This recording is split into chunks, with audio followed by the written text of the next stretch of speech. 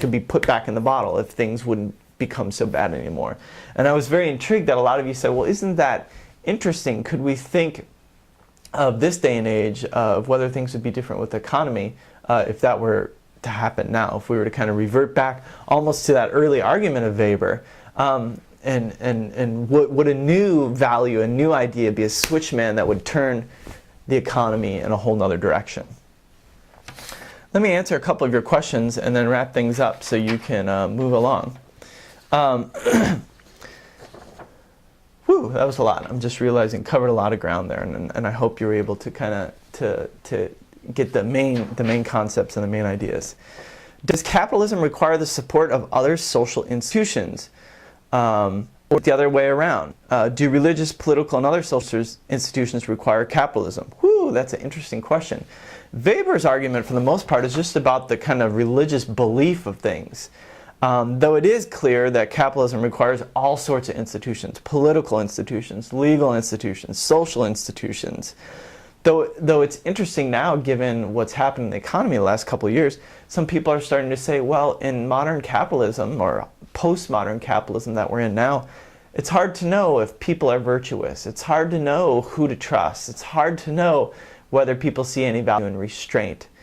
So this connects with what I was just saying, that maybe Weber's onto something, if you will, about the connection of belief, value, rational activity in capitalism. Amanda says, this reading has led me to wonder where capitalism turned from a humble way to earn and save money to the extravagant lifestyle it is currently producing. I ponder the idea that it could be a nation's present denial of God. Huh. Well, that's actually kind of an interesting thought, which we've already said before. And I wouldn't be surprised if there are religious groups that are starting to basically make that claim, that's saying like some of the problems, the economic problems, especially of our nation at this time, are due to, as they might say, kind of a turning away from God. Now, sociologists, we would look for like, well, if they're saying that, what are they referring to? What is it about religious behavior, religious ideas that they think would make things better or change things? We'd ask that as sociologists, but this is a good intuition that some religious groups may start to indeed think and talk this way. Let's see. Kathleen asks, so if you don't have a lot of material value, or if you lost your high status job, would Calvin say that you would be damned?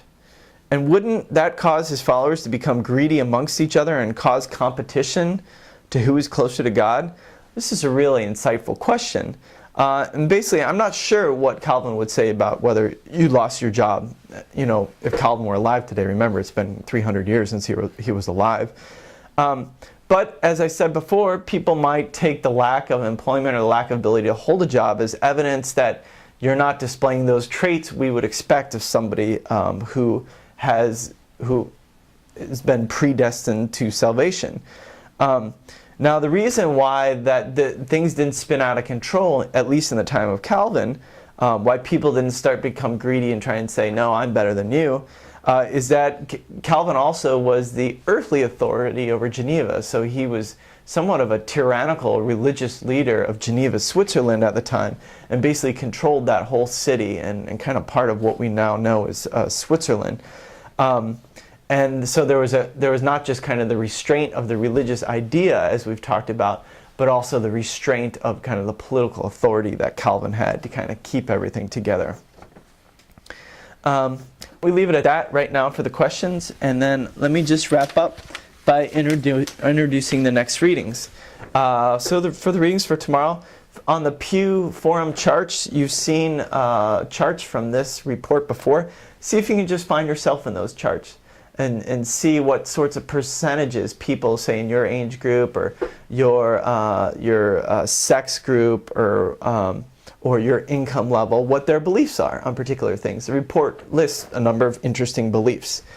And then in the Smith reading is an interesting kind of modern day take on Weber to say, well, look, this is Smith speaking, I found this group that I call evangelical Christians.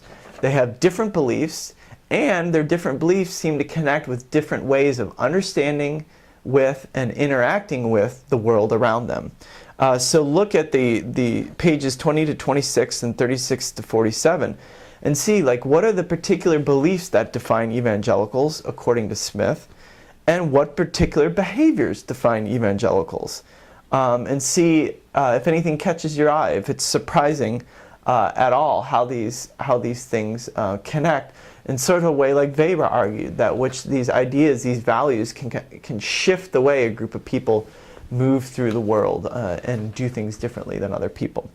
So that's the big lecture on belief. In terms of the way I do sociology of religion, I tend to think belief is more important than sociologists might think it is, but it's hard to catch. I mentioned before how surveys are problematic to catch, and also Weber, actually, if we were to talk about some problems of his argument, he was wrong in a lot of ways. The historical evidence doesn't totally support him.